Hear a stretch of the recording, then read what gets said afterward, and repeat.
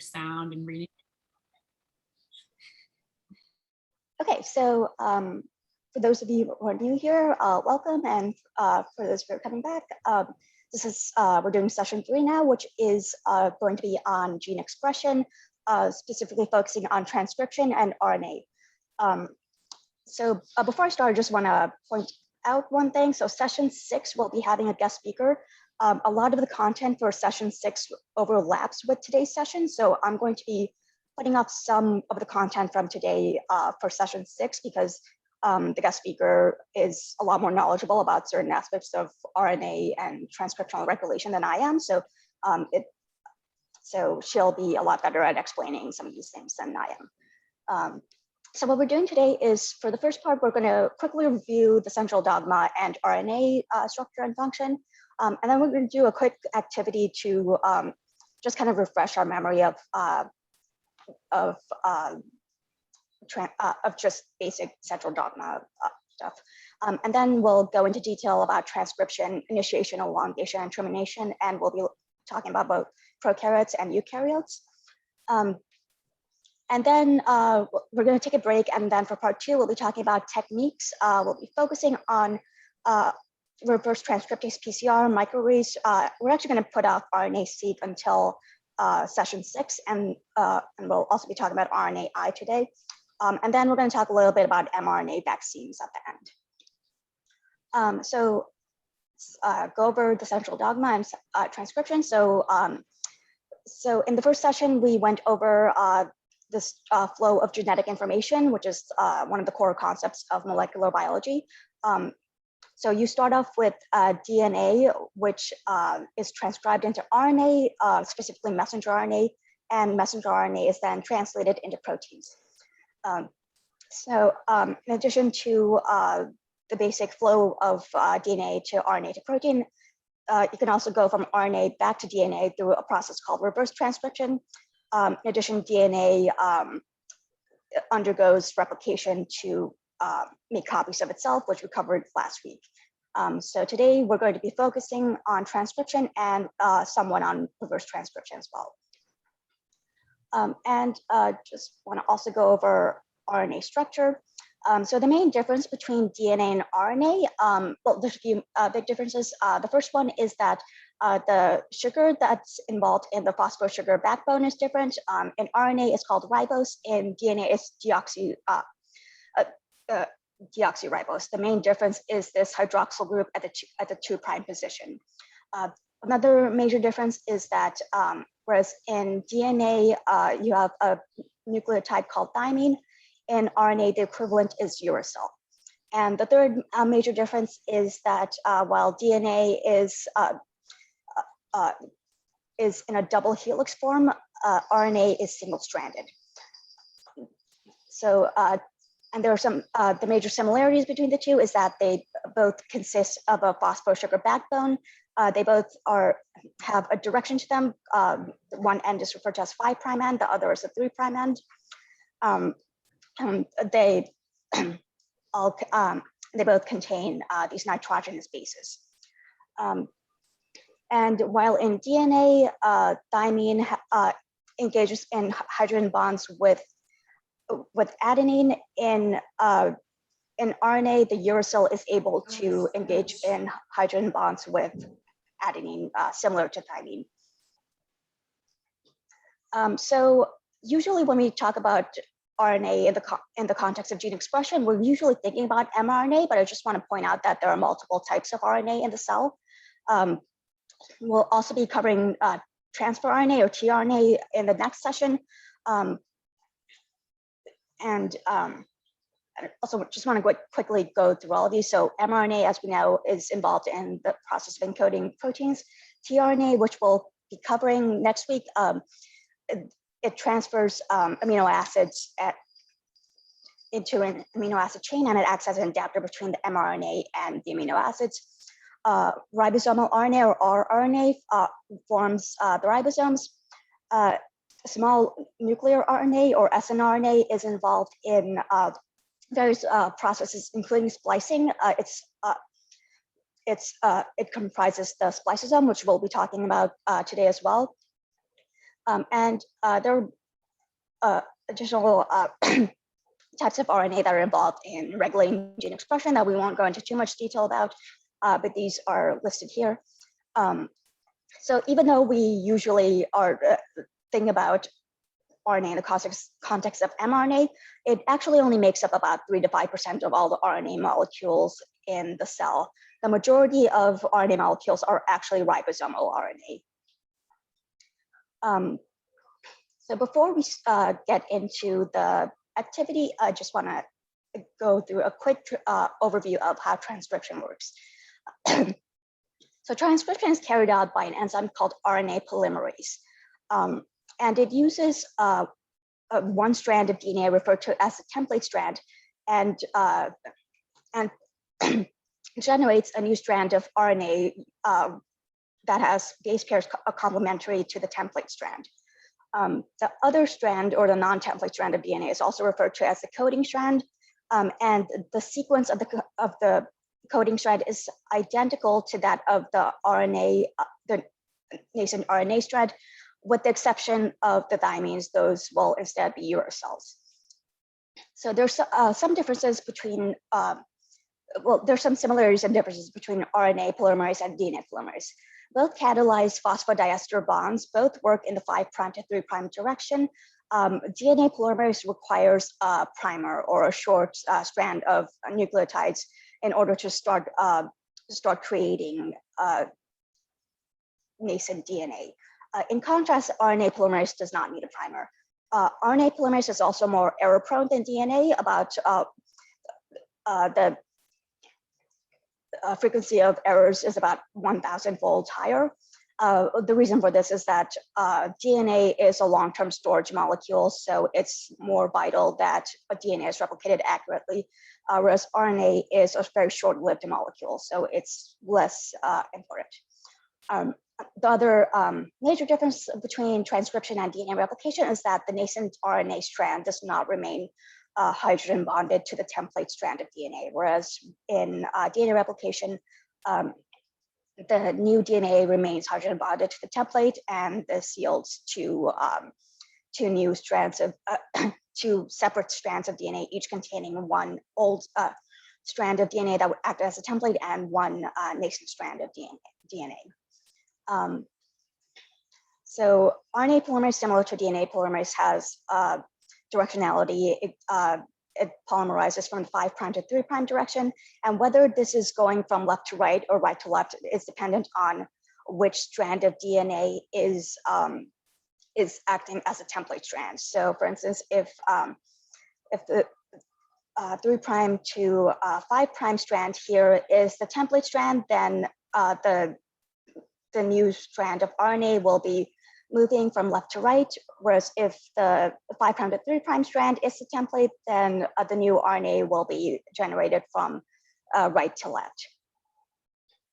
So now we're just going to do a quick simulation just to review base pairing and the central dogma. So I'm going to stop sharing now, and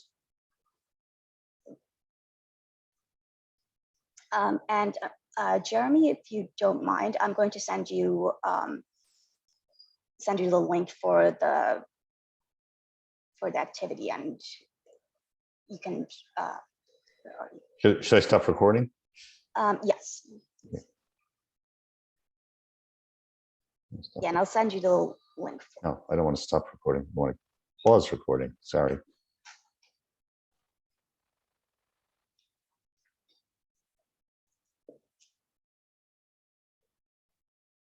Yeah, it would help if I shared my screen.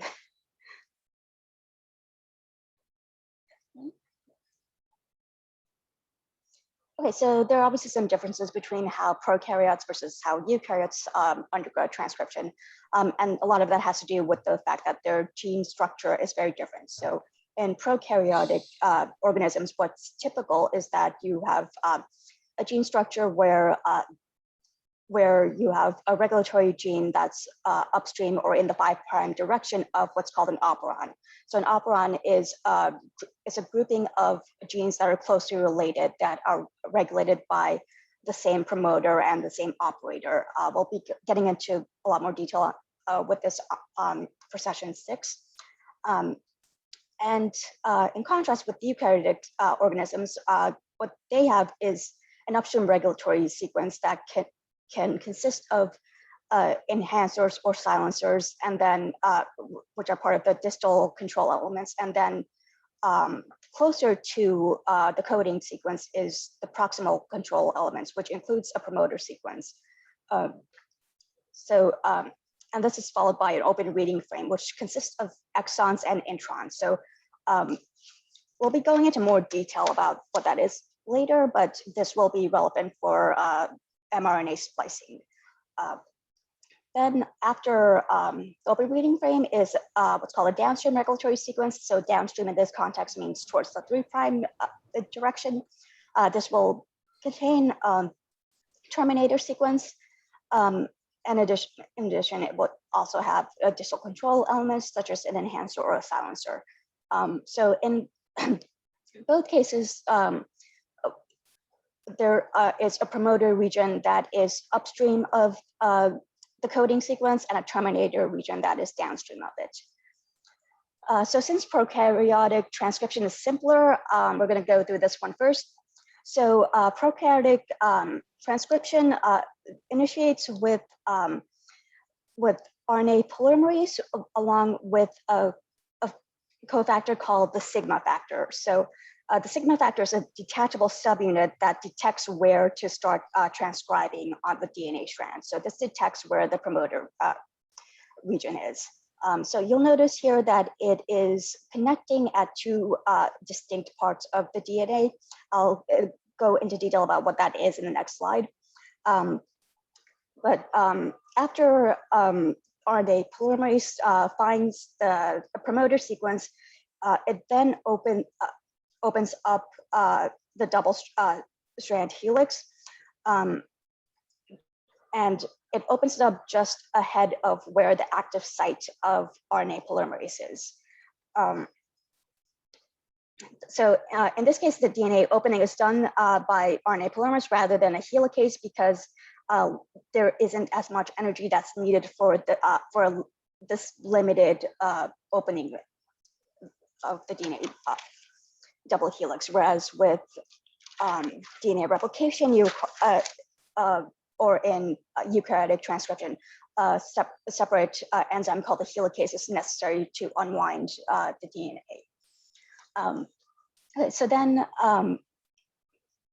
RNA polymerase then starts transcribing. After the first 10 or so nucleotides are transcribed, the sigma factor is then dissociated from the polymerase. And then the chain of RNA is elongated until a terminator sequence is detected. So the terminator sequence is usually a symmetrical sequence that results in this hairpin loop structure. This is a result of the symmetrical nature of the sequence in this region of the DNA sequence. And then Shirley, when you say symmetrical, you're basically saying that even though RNA is single-stranded, because these base pairs are complementary, they're binding together. Yes, so they can form a secondary structure. Yeah, so at this point, the RNA polymerase can then dissociate from the DNA template strand and is able to associate with a new promoter, well, first a new promoter region as well as with the sigma factor again. So the promoter sequence is asymmetric. So there are 2 major features of a prokaryotic promoter sequence. One of these conserved regions, which means that they're consistent. There's a consensus site, a consensus sequence that's similar across multiple genes. One of them is at the -35 position, which means there's 35 base pairs upstream of where the transcription start site is. And another one is at the -10 position, which is 10 base pairs upstream of where the transcription start site is.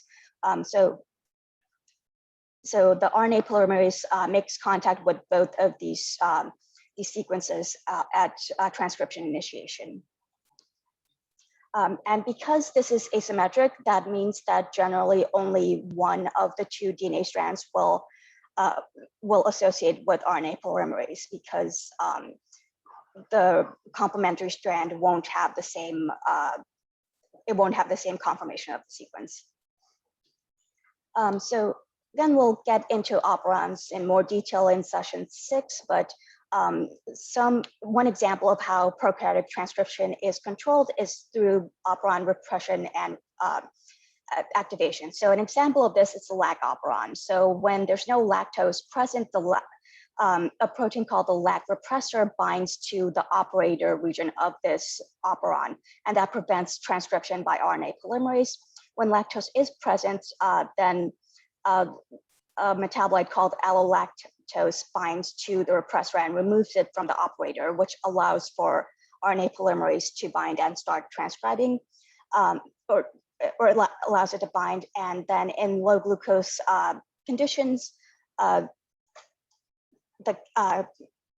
cap activator and cyclic AMP bind to the operon at the cap site, and this promotes RNA polymerase binding to the promoter and the operator, which promotes transcription of the operon.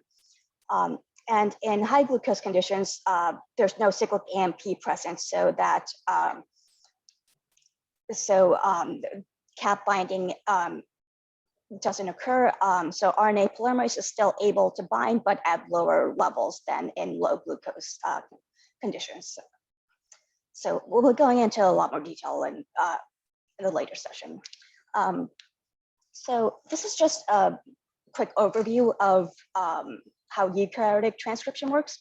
So and you have a coding strand and a template strand, and RNA polymerase binds to the template strand and creates nascent RNA by creating by adding ribonucleotides that are complementary to the template strand. This will be identical to the coding strand with the exception of uracil instead of thymine. And then as this is going on, the 5' end is has a cap added to it, which is a guanine with a modified guanine nucleotide with a methyl group. And as the pre-RNA is generated, there are 3' processing enzymes that are associated with the RNA polymerase that are preparing to create a poly-A tail or a polyadenylation. What is it? Yeah, so there will be a series of adenine nucleotides added to the 3' end after transcription is completed.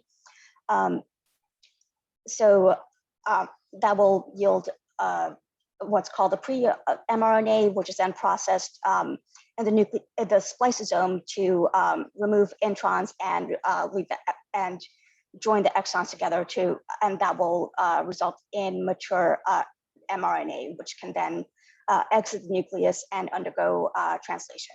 So I know this figure is really complicated, so we're just going to go through each step by step now. So one of the major differences between eukaryotic and prokaryotic transcription is that eukaryotic transcription requires the assembly of a transcription complex. So in addition to RNA polymerase, so in eukaryotes, there are 3 RNA polymerases. We'll be focusing on RNA polymerase 2. So in addition to RNA polymerase, there are multiple transcription factors that they're referred to as general transcription factors, which means that they can be used to initiate transcription at multiple transcription units or for multiple genes. So the naming is largely arbitrary here. So TF stands for transcription factor. The 2 then stands for RNA polymerase 2, and then the last letter was assigned arbitrarily. So you don't need to know what that means. But transcription initiation in eukaryotes starts with TF2D finding the promoter sequence. So the promoter sequence in eukaryotes, it's a sequence that's primarily made up of thymine and adenines, which is why it's referred to as a Tata box. So a TF2D has a subunit called the TBP or Tata binding protein, and this binds to the Tata box. This is usually located about 25 nucleotides upstream of the transcription start site. Shirley, why is it called the Tata box, TATA? Because there's usually a large number of thymine and adenine in that region. So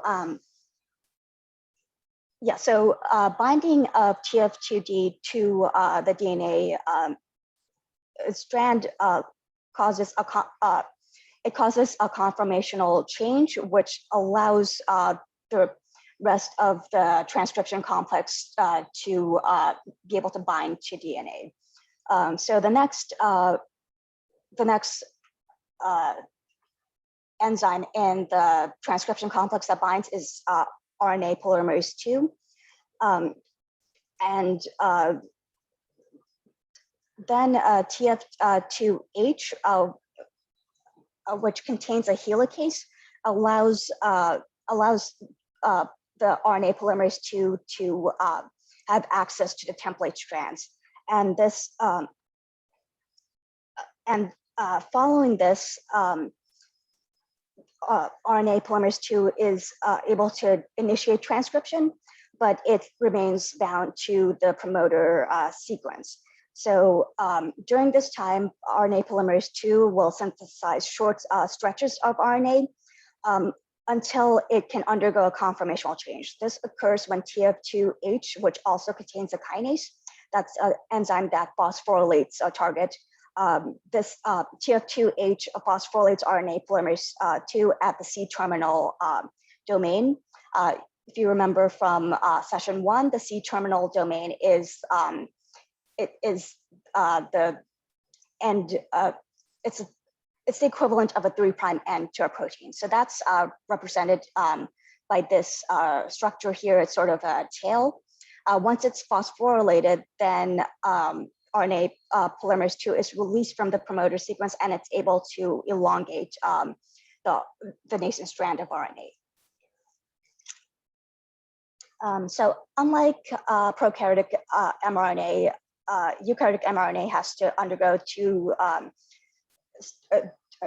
types of processing. One is capping at the 5' end, the other is polyadenylation at the 3' end. These two modifications confirms that both ends of the RNA are present before the mRNA is exported from the nucleus for translation. The reason why this doesn't occur in prokaryotes is that prokaryotes don't have a nucleus, so transcription and translation both occur in the cytoplasm. So the 5' cap is added after the first 25 or so nucleotides have been generated. The cap is a modified guanine residue, which is methylated. There are 3 enzymes involved in this process. The first one removes the 5' phosphate of the RNA strand. The second one adds guanine monophosphate in a reverse position. So normally when you add a nucleotide to a strand of either DNA or RNA, it goes from the 5' to the 3' direction. In this reaction, the guanine monophosphate is added in a 5' to 5' direction, so it's reversed. And the last enzyme involved is a methyltransferase, which methylates the the guanine. And at the after RNA polymerase II approaches the end of the transcription unit, or the gene that's being, or the coding sequence,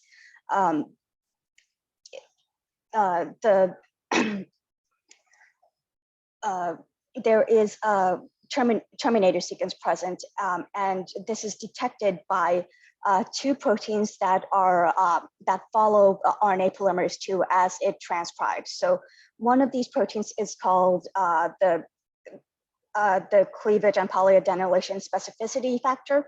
The other one is called the cleavage stimulation factor F. So that's CPSF and CSTF respectively.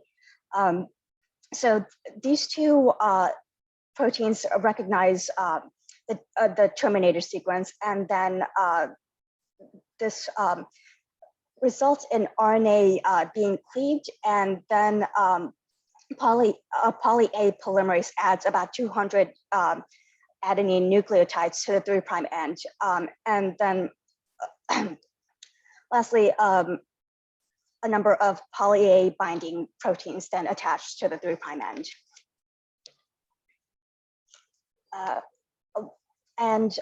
Another feature of eukaryotic mRNA processing that isn't present in prokaryotic transcription is it's splicing. So the coding sequence of eukaryotic genes contains both exons and introns.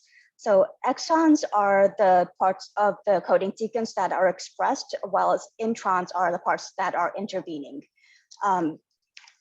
So after transcription is completed, we have this primary transcript, which then undergoes capping, polyadenylation, and splicing to result in this mature mRNA. The splicing step occurs in the spliceosome, which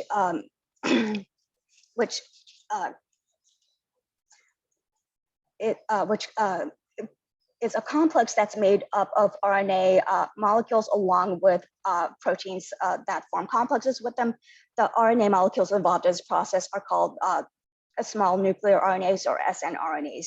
Along with additional proteins, they catalyze ATP hydrolysis reactions to rearrange segments of RNA.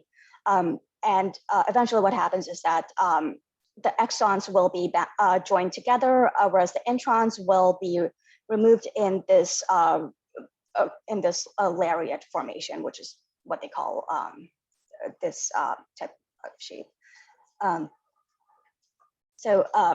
Another feature is alternative splicing. So the exons that are included in the final mature mRNA molecule can vary depending on the spliceosome and which exons are included and which aren't.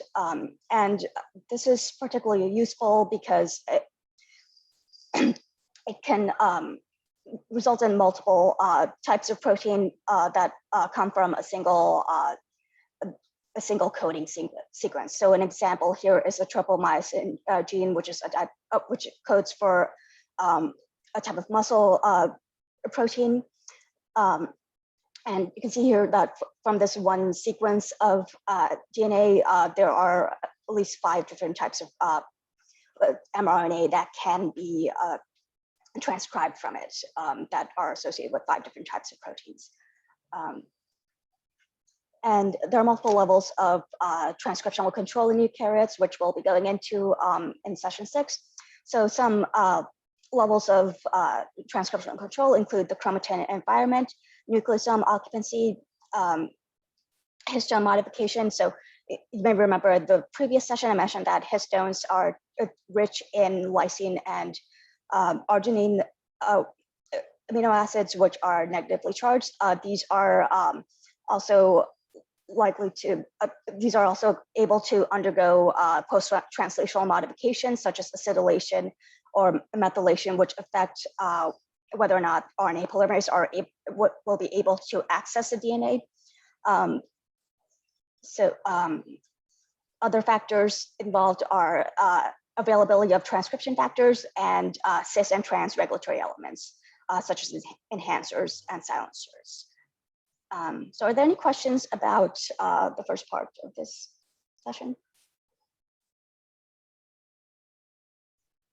Yeah, let's pause the recording, and then I see that James has one in the chat. James. Why did it say recording stopped? Yeah, that was weird. I didn't. I stopped it before. Yeah, I hope it wasn't recording while we were. I don't think so, because it's now saying this meeting is being recorded. Okay, we're good. It's just weird. Thanks, everyone. Okay, so we're going to get into techniques now. And so this part's going to be kind of short, and then we'll talk a little bit about the mRNA vaccines after that. Okay, so the first technique I want to talk about is reverse transcription PCR. Or it's also called RT-PCR, not to be confused with real-time PCR, which is a very common mix-up. But yeah, in this case, we're talking about reverse transcription PCR. So here, RNA is used as a template. So RNA is extracted from a cell and purified, and then it undergoes PCR using reverse transcriptase enzyme. And we'll also use oligonucleotides as primers specific for the region of interest within the RNA sequence. And then the reverse transcription then yields a strand of DNA, DNA, but referred to as cDNA. That stands for complementary DNA because it's complementary to the RNA template. Then after the first round of PCR, the cDNA then feeds back into a standard PCR amplification process. What can be done with this technique is it can be coupled with quantitative real-time PCR. So quantitative real-time PCR uses either a fluorescent probe or some kind of a dye that is incorporated in between strands of DNA after they've been amplified. And this fluorescent probe or dye can be monitored as the PCR reaction is occurring. And it can give you a real-time indication of what yield of PCR product you have. So it starts out the same way. RNA is isolated and purified, and then reverse transcription PCR is performed using oligonucleotides that are specific, that are complementary to the RNA template, giving you a complementary DNA,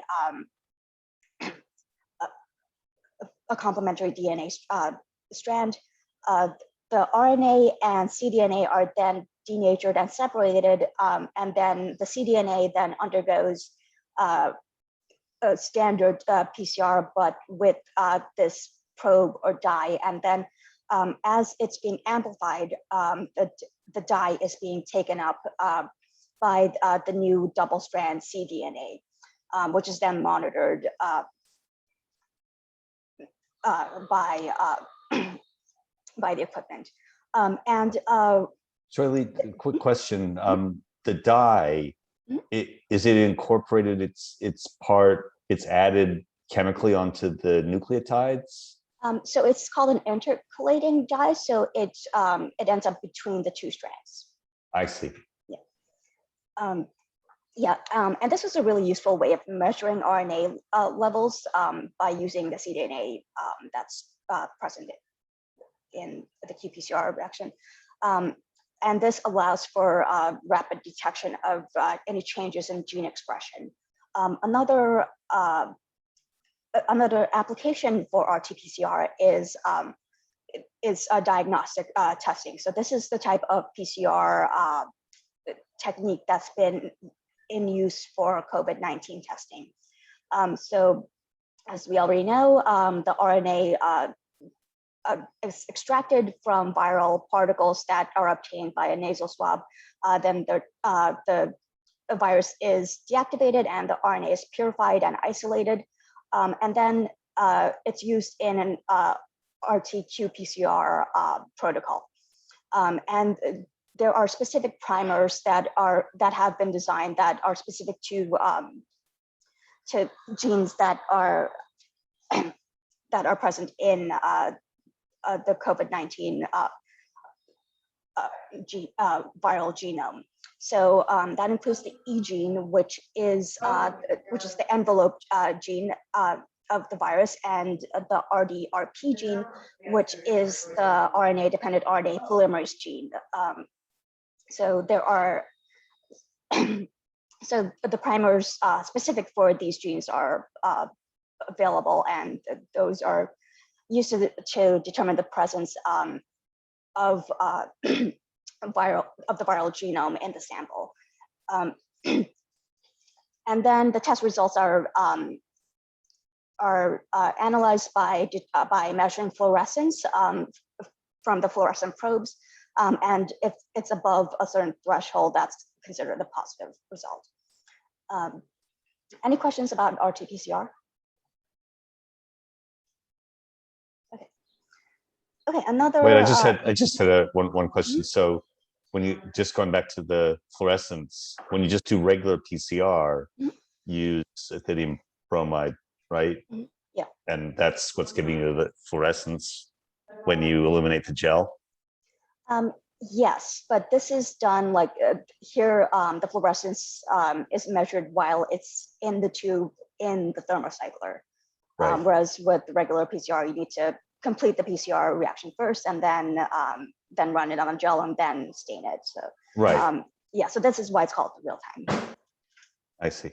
Yeah. I have one question too. I've heard before that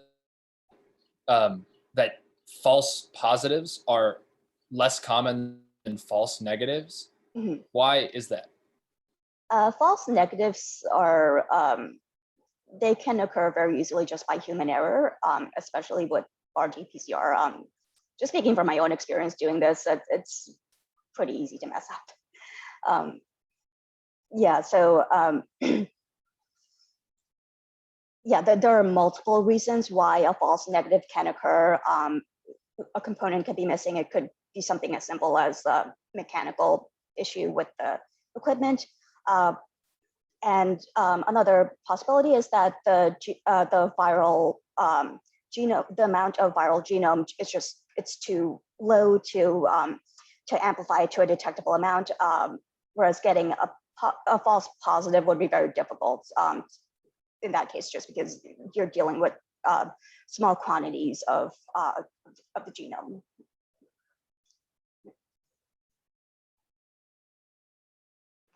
Quick question. Yeah, quick question. The instruments that you're using, is there anything that's better than other instruments as far as accuracy or? I'm really not sure. I haven't worked with that. I've really only worked with a couple of RT-PCR thermocyclers. So, yeah, from my experience, I'm not sure. I don't know if Beth has a better idea. Okay, thanks, and thanks. Yeah. Okay, so another way of analyzing gene expression using RNA is by microarrays. So, so here, so this is a technique where you have some kind of a solid matrix, for example, a glass slide, and it contains what's called a library of DNA probes. So, so that means that there's a large number of synthetically generated DNA fragments of DNA that are immobilized onto this matrix. And what can be done is RNA can be isolated either from healthy cells or unhealthy cells, or from normal cells versus mutant cells. Once that RNA is isolated, it can be subjected to reverse transcription with fluorescent tags, and then it can be placed onto the microarray. So So what you have at that point is the complementary DNA, and it should be able to hybridize with the synthetic DNA on the microarray if it's complementary to it. And if it is, then you should be able to visualize a fluorescent signal once the microarray is put under some kind of an excitation wavelength of light. Usually it's UV. So one of the key points here is that the different types, the RNA isolated from different types of cells would be tagged with different colors of fluorescent tagging so that they can be distinguished. So once the tagged cDNA is placed onto the array, then it would undergo multiple wash steps so that any cDNA that isn't hybridized to the synthetic DNA would be removed.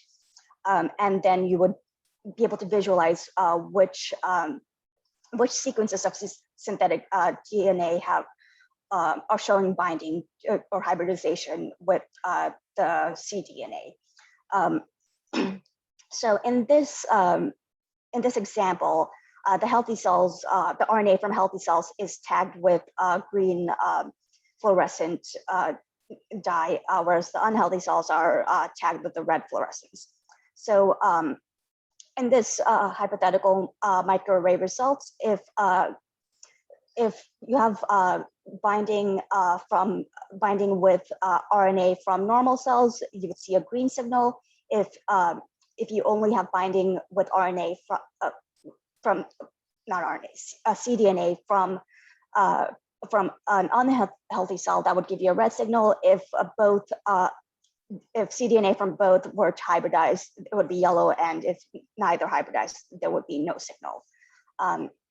So again, this is a technique that would be useful for detecting changes in gene expression levels. Another technique for that is RNA-seq, which I will be going into in session 6. So any questions about this one? Okay. One question related to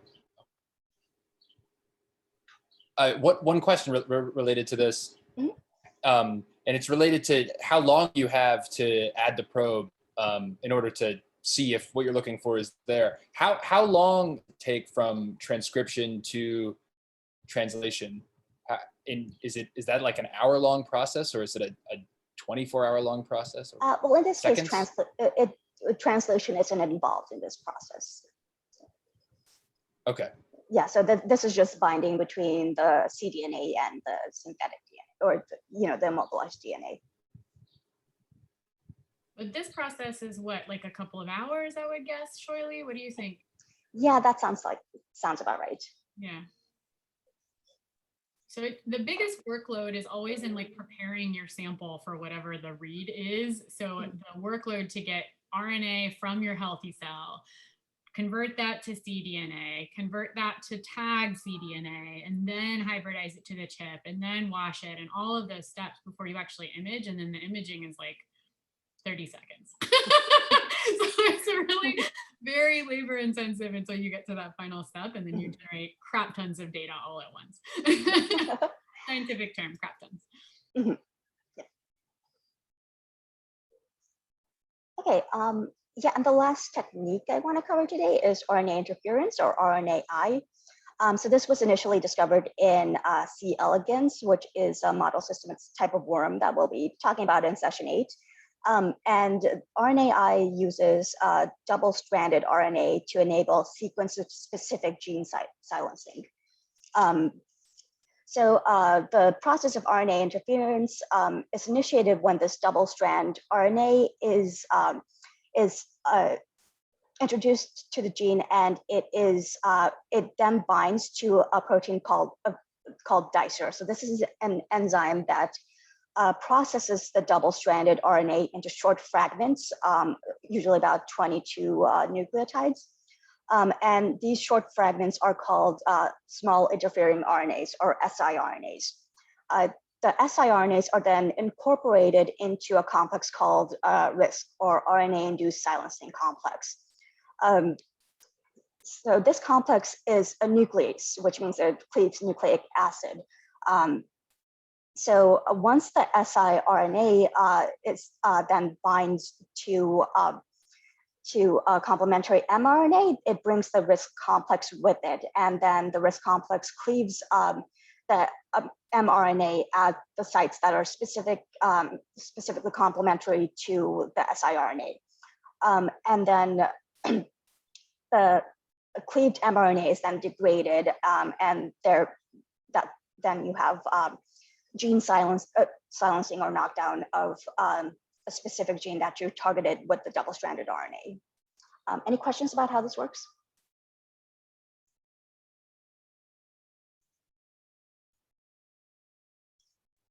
The animations you provided were very good to explain this and visualize it.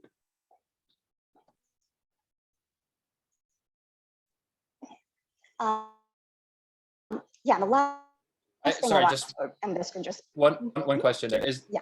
Is the RISC complex generic?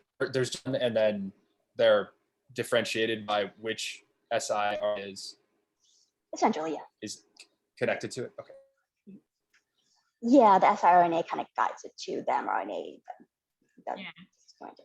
So this was particularly important because this was the technology that we had before CRISPR, right? Like we didn't have CRISPR until 2012, 2013. So this was the tool, and it works in the same way that allows it to be programmable. You can design your silencing RNA however you want, and then the cell will take care of the rest.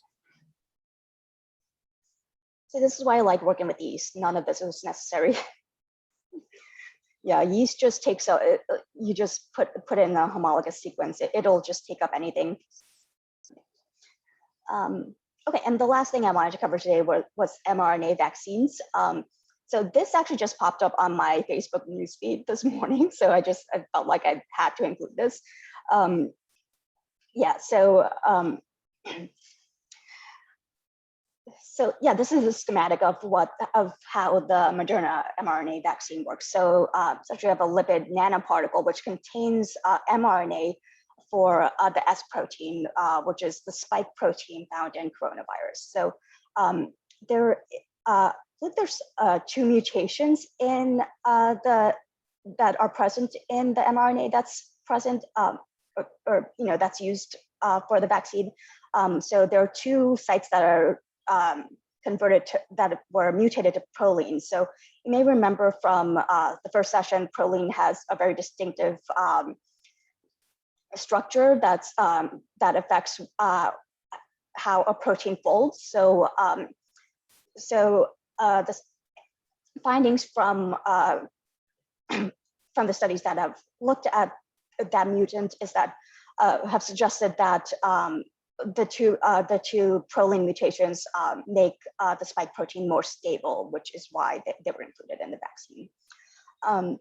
Yeah, so essentially how this works is that the mRNA is taken up into the cell, and then the cell produces the spike protein with the two proline mutations. And this occurs in the cytoplasm because it's mRNA, so it doesn't need to enter the nucleus at any point because translation occurs in the cytoplasm, and then the cell just produces the spike protein, and that stimulates the immune system, and that's basically how it works. Yeah. So I don't. Did anyone get a chance to read the article, the review article on mRNA vaccines that I posted? I think I posted one yesterday, over the weekend, but I can't remember. Yes, you did, but I didn't get to read it yet. I read the review article on homologous on repair of DNA, repair and the repair pathways, which was really good because it summarized it all together in one place.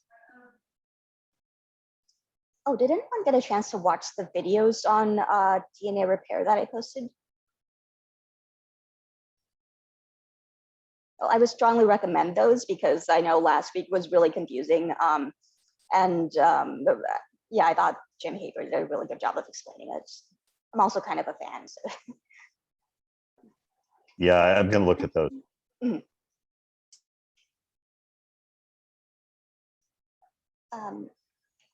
Yeah, so any questions or comments? This is basically all we have for today, so it's pretty much open for discussion now. Yeah, James.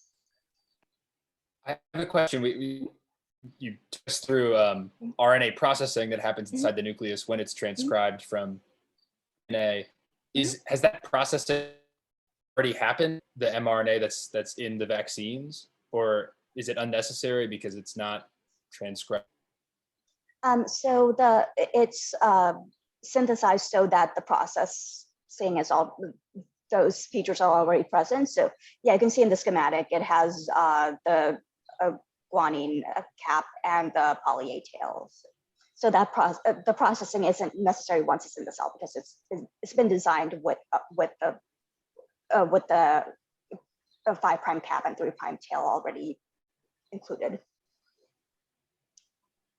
When is that also true of when the virus itself takes over a cell and starts being reproduced inside the cell? Does it have those segments? I'm not sure actually. But do you know? Sorry, I was distracted because I was trying to find the little resource that I saw. What was your question, James? Or John? Yeah. We were talking about mRNA processing, and I'm curious if the SARS-CoV-2 virus or other viruses in general, when they've injected their genome inside of a cell, is there some sort of processing that's required before the cell can start to translate those viral proteins? That's a really good question. Let me try to find an image that might tell us. Yeah, give me like 30 minutes to Google Pro. Yeah.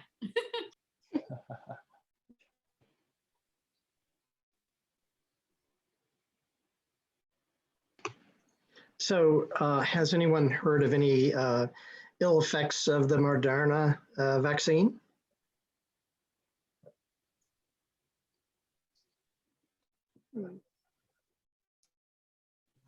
I have not. I took the more traditional Johnson & Johnson version. Although I do have a friend who she's going to have to take a vaccine soon.